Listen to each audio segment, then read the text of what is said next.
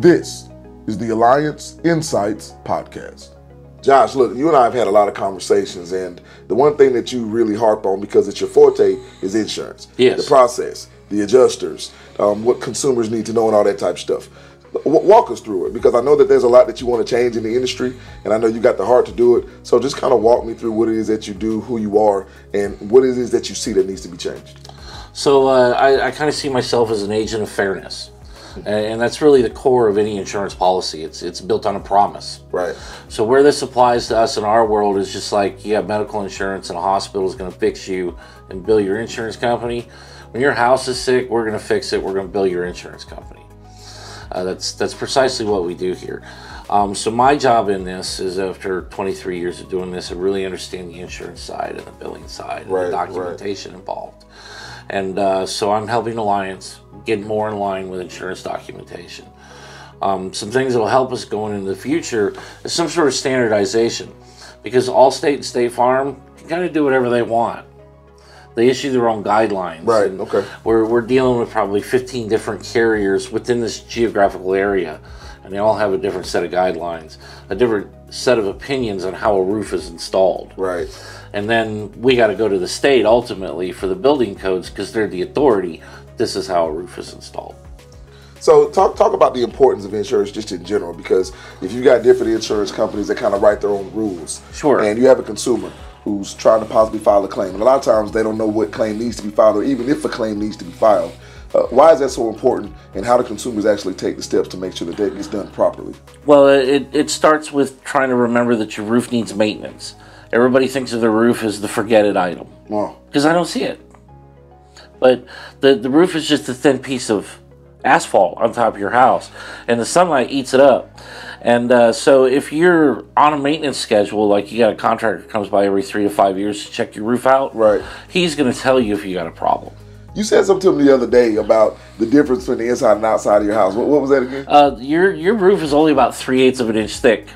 It's some felt paper, and it's some asphalt, and some fiberglass, and some sand. So, I mean, when you talk about it in that regard, knowing what's going on with your roof is imperative, right? Well, correct. It protects everything else in the house. Yeah. All your plumbing, all your framing, all your beautiful paint work, all the things that you own.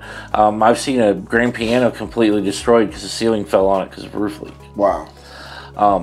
But that roof leak was caused by a little nail that wasn't driven quite square, and it poked through the shingle, and that's all it took.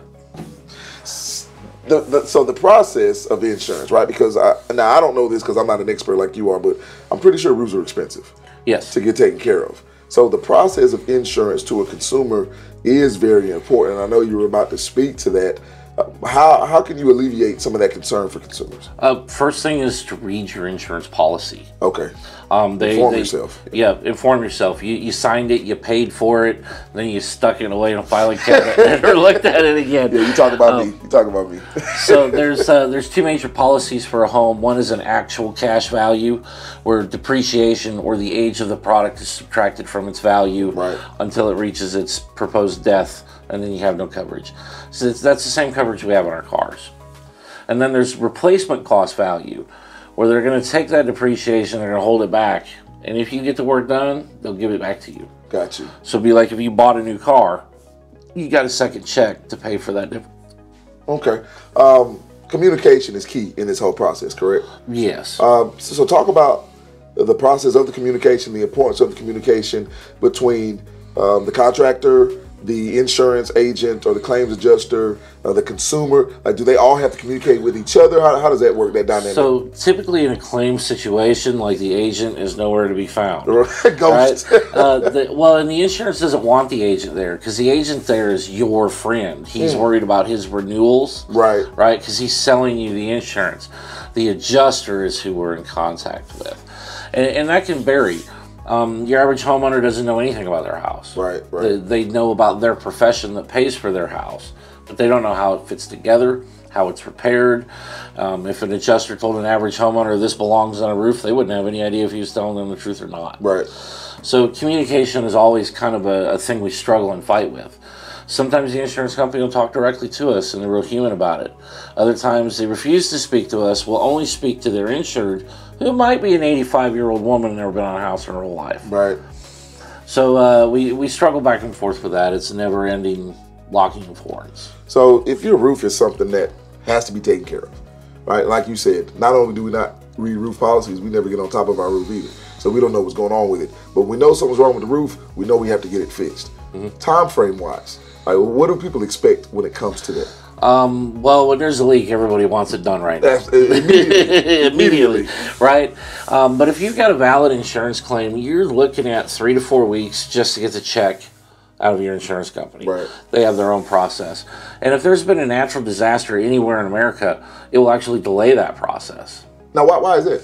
Well, there's only so many adjusters in the working pool. Okay, just... Yeah. Period.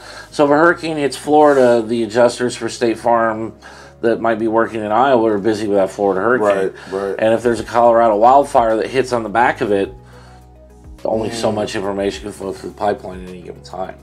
So that can take longer. And then the roofing company has its own schedule. So for instance, the springtime is both our best friend and worst enemy.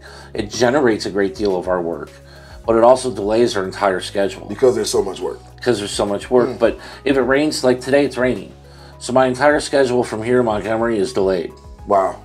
Because you can't do the work? Well, you don't want to open up a house. Absolutely. If there's more than a 50% chance of rain in a given area, and I don't know if people understand how that works, like they'll say Columbus, 50-50 chance. Well, that's a 50% chance, 50% of Columbus will get rain. Right. That doesn't distinguish between north or south. It's Right. just a given area. So if we hit that 50%, we don't open up a house. Absolutely. We delay the whole schedule. Now, the person directly in line, they're really understanding of that. But the person that's been waiting 3 weeks, They're not understanding. They're not understanding that at all. And this happens to us every spring, and then we get into summer and fall and winter where it's drier, Right. and our schedule is just accelerated. See, you brought up something in that response, and I want to touch on crisis management, because if it's 50% chance of rain, we're not getting on the roof. Let's say that it's a 20% chance of rain, you're getting on that roof, but let's say now that rain starts to come down. How do you pivot as somebody working on somebody's roof? Like as you can kind of see in this room here, we've got different facets. And our workers are trained to only pull off a facet at a time, just in case you get that surprise rainstorm, because you can cover this one facet really quickly with a tarp rather than the whole roof. Makes sense. So do it in phases. You won't have to worry about everything being ripped off and having to put back on. Correct. And you get to minimize the damage. Can't guarantee that it'll be nothing, but you get to minimize it. A little bit, yes. Okay, gotcha. I mean, you can kind of equate the whole process to pulling a hermit crab out of its shell. All of its protection's gone the minute you pull that off. Oh, man. And so everything that homeowner owns, all the people inside the house, they are absolutely exposed until I get that covering back on. You're somebody that we've talked to a lot. Offline, you and I have a lot of different conversations. And I want to reference the movie Bruce Almighty. Yes. Even with Jim Carrey when he got all the powers to do anything he wanted to with everybody. Yeah, I remember that. You're somebody who's really, really keyed in to contracting and insurance, right? And you're somebody who knows that a lot needs to be changed. So now you have all the power. You can do whatever you want to. You can change what needs to be changed. What's the biggest thing that needs to be changed in your mind, and how do you do it? We need some more fairness. There's not a lot of regulation between me and the insurance company. So if I disagree with an adjuster, there's a recourse. That's true. Now, we do have the state insurance commissioner, and they don't issue a lot of guidance where they could actually be issuing some guidance. For instance, flashing's a big struggle with the insurance companies. You think of flashing like the brakes on your car. Right. No, we can't see it. But because the car is working, we know that it's there. We know it's there, right? Okay. So the insurance will tell me no supplements until no supplements until they don't want to see a supplement before the work's done. But if I'm supplementing flashing that's hidden under this shingle, and we can't see it till we tear the roof off, now what do I do? Right. Now this roof may be 20 years old, and that flashing's original. Now I have to make a decision when I see it. Will it last another 25 years with a new roof, or will it fail? Well, listen, the one thing I know is that you and I are going to have a multitude of conversations on this stuff because it's endless information. Yes. You're a professional. You're somebody who loves what you do, and you want it to be fair for the customers.